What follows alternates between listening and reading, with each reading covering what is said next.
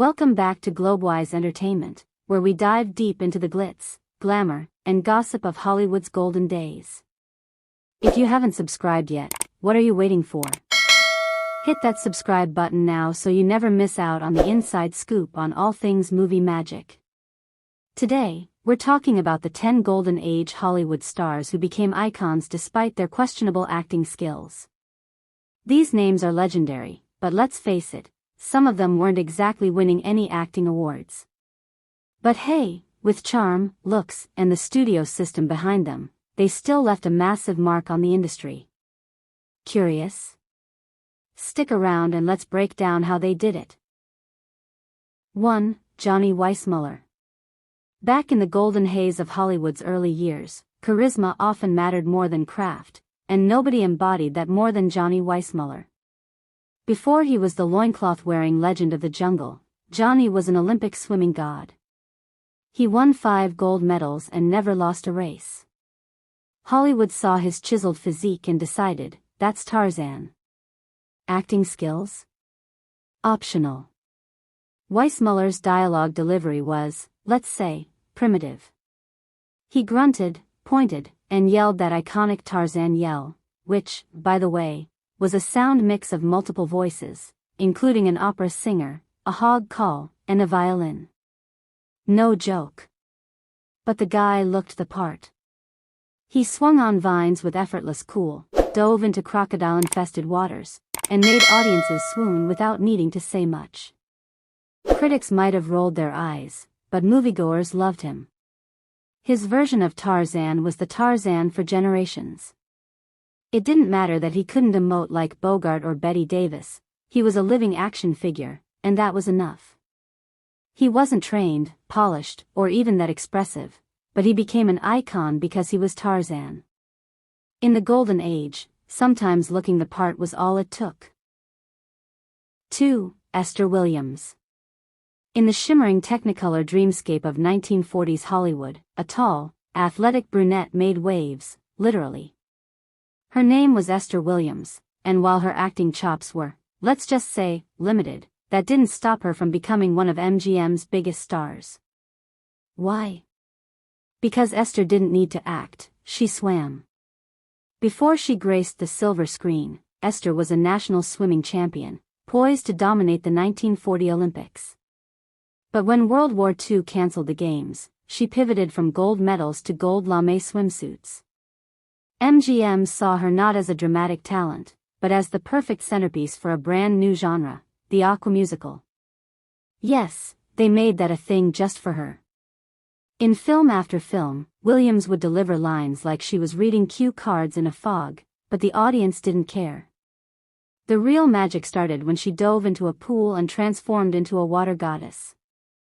With synchronized swimmers, underwater ballet, and elaborately choreographed splash spectacles, she became the queen of a genre nobody knew they needed. Critics rolled their eyes. Directors kept her dialogue light. But Esther Williams smiled, swam, and glittered her way through the 1940s and 50s, turning in blockbuster after blockbuster, despite being, by her own admission, no Bette Davis. She wasn't cast for Shakespearean soliloquies. She was cast to defy gravity underwater and look flawless doing it. And in that niche, she was untouchable. Esther Williams didn't act her way to stardom, she swam there. And in a town built on illusion, sometimes all you needed was a great backstroke and a winning smile. 3. Sonny Tufts. The handsome disaster. Sonny Tufts had the look, tall, blonde, square-jawed, the kind of face Hollywood loved to plaster on posters in the 1940s. Problem was, his acting often felt like he was reading cue cards off a distant hill. Critics called him wooden. Audiences called him oddly charming. A former football player and opera student, yep, really, Sonny stumbled into stardom with 1943's So Proudly We Hail. And quickly became a leading man, despite delivering lines with the emotional depth of a department store mannequin. His roles were mostly forgettable, but his presence? Iconic. There was just something about him, a kind of endearing cluelessness that made you root for the guy.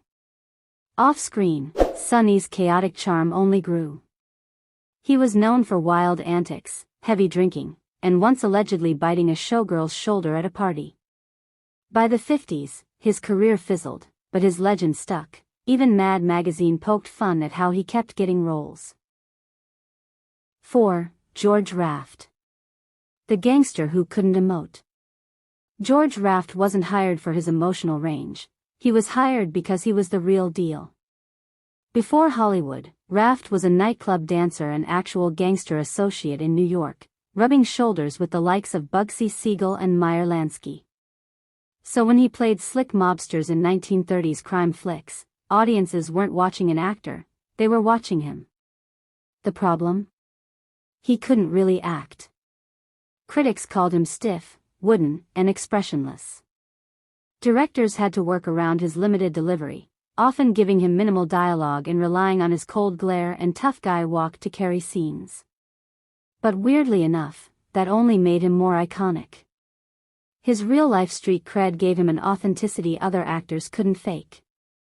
Raft famously turned down roles that would have made him a legend, like Casablanca, yes, that role, because he didn't understand the scripts or thought they were beneath him.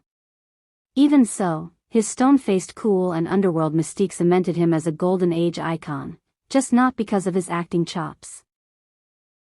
5. Buster Crabbe. The bronze god who couldn't emote. In an era when Hollywood was bursting at the seams with dashing heroes and larger-than-life figures, Clarence Linden, Buster Crabbe didn't need Shakespearean chops to steal the spotlight. He just needed his jawline and a pair of swim trunks. A former Olympic gold medalist swimmer, Crabbe dove headfirst into the movie biz with the kind of charisma that lit up the silver screen, even if his acting left critics scratching their heads.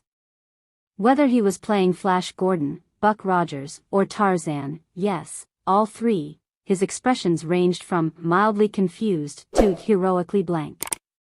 And yet, audiences couldn't get enough. Directors whispered about needing 10 takes for a single line, and co-stars joked that Crabbe's best acting was done standing still. But it didn't matter, he was the Saturday matinee dreamboat. Kids idolized him. Moms adored him.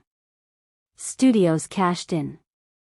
In a world where talent sometimes took a back seat to presence, Buster Crabbe proved that looking like a Greek statue and being able to swing from vines or pilot a rocket ship was more than enough to become an icon.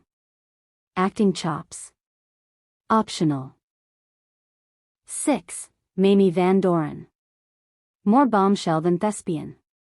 In the golden glow of 1950s Hollywood, studios were churning out blonde bombshells like soda pop. And Mamie Van Doren? She was one of the fizziest. With platinum curls, curve-hugging dresses, and a breathy voice that could stop traffic, she was tailor-made for drive-in double features and scandalous headlines. But acting chops? Well, let's just say she had more chemistry with the camera lens than her co-stars. Critics scoffed at her performances in B-movie classics like Untamed Youth and Teacher's Pet, calling them campy at best and painful at worst. But audiences couldn't get enough of her. She wasn't there to win Oscars, she was there to sizzle, and sizzle she did. Van Doren knew her brand and leaned into it hard. She may not have delivered Shakespearean soliloquies with grace, but she delivered box office numbers and unforgettable style. In a town obsessed with image, she became a pop culture icon, not in spite of her limitations, but because she owned them. 7. Jane Mansfield. Once dubbed the working man's Monroe, Jane Mansfield wasn't exactly a master thespian, but she was a master of attention. With her platinum blonde curls, hourglass figure, and breathy voice, she seemed almost designed in a lab to steal the spotlight. Acting chops? Questionable. But star power? Off the charts. Jane could deliver a line like, "Would you like a drink?" and make it sound like a Shakespearean soliloquy, if Shakespeare had written for bubblegum commercials. Critics rolled their eyes, but audiences couldn't look away. She leaned into her bombshell persona, giving the public exactly what it wanted: glitz, sex appeal, and a wink that said, "I know what I'm doing." What she lacked in nuanced performance, she made up for with charisma and savvy. Mansfield knew how to work the media, often turning her personal life into headlines and publicity gold. Whether she was popping out of a cake or making a grand entrance with her tiny chihuahua, Jane performed, just not always on screen. In the end, her legacy isn't about Oscars or critical acclaim. It's about being unforgettable. Jane Mansfield might not have been the best actress, but she was an icon through and through. 8. Tony Curtis, early career. In the glitzy heyday of Hollywood, few stars looked the part of a leading man more than Tony Curtis. With his chiseled jawline, dreamy eyes, and perfectly coiffed hair, he was a heartthrob the second he stepped on screen. But behind that movie star shine, his early acting chops, well, they weren't exactly Oscar material. Tony Curtis' first roles were less about dialogue and more about standing still and looking gorgeous, which, to be fair, he did spectacularly. In one of his earliest films, he famously had a single line, "Yonda lies de castle of my fada." Critics raised eyebrows. Audiences laughed, not with him, but at him. Yet somehow, Curtis' charisma was bulletproof. The camera loved him, and studios knew it. He worked hard, studied acting, and slowly shook off the pretty boy reputation. By the time Some Like It Hot hit theaters in 1959, Tony had turned the tide, proving he could match wits with Marilyn Monroe and Jack Lemmon, and actually hold his own. But those first few years? Painful to watch. And still, he became a legend. From punchline to icon, classic Curtis. 9. Troy Donaghue. In the glitzy haze of late 1950s Hollywood, where heartthrobs were practically minted like coins, Troy Donaghue stood tall, blonde, chiseled, and oozing brooding charm. But ask anyone who sat through his performances and they'd likely tell you, charisma? Off the charts. Acting chops? Not so much. Troy's breakout came with A Summer Place, 1959, a melodrama so drenched in teenage angst and swelling violins that it practically floated away. Critics winced at his wooden delivery, his lines landing like bricks in a pond. But audiences didn't care. They saw the golden hair, the square jaw, and the dreamy stare that made every girl swoon and every studio exec grin. Donaghue's presence wasn't about nuance, it was about presence itself. He became a poster boy icon, the kind you didn't need to hear speak to fall in love with. He was less an actor and more a symbol of a certain kind of American fantasy, clean-cut rebellion, safe danger, a surfboard without the waves. His fame fizzled with the rise of grittier, more naturalistic performances in the 70s, but by then, Troy had already stamped his name into pop culture history. He may not have won Oscars, but he won hearts, and in Hollywood, that's a performance all its own. 10. Tab Hunter. In the glittering world of 1950s Hollywood, where charisma sometimes outshone talent, few stars exemplified this better than Tab Hunter. With his sun-kissed hair, boyish charm, and all-American smile, Tab didn't need to act, he just needed to show up.